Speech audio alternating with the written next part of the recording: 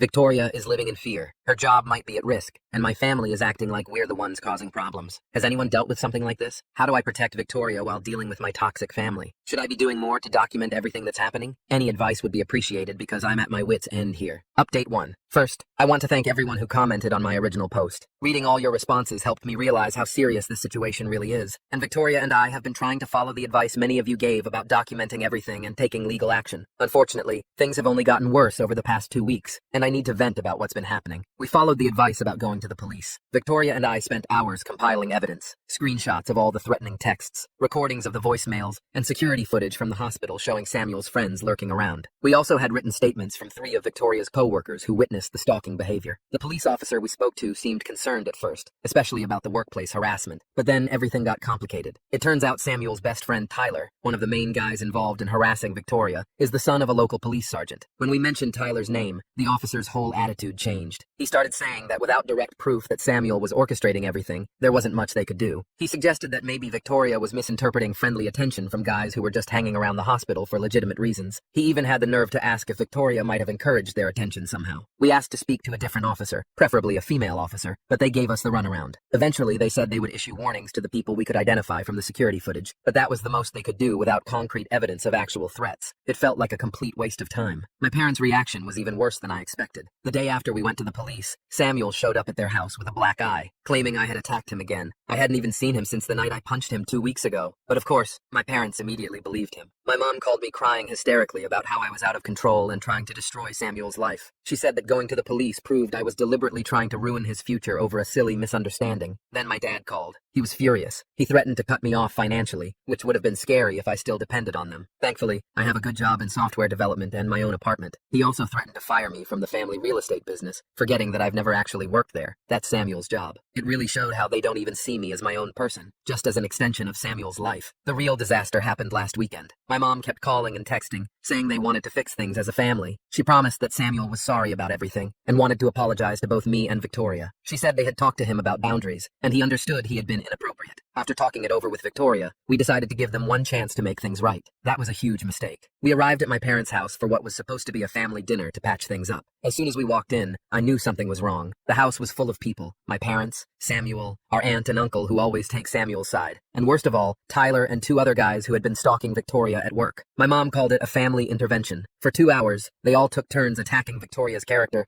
while Samuel sat there looking smug. My mom went on this long rant about how Victoria was obviously jealous of Samuel's good looks and success. What success? And had been flirting with him at dinner that first night. She said Victoria was making up the harassment because she felt guilty about leading Samuel on and was trying to cover her tracks.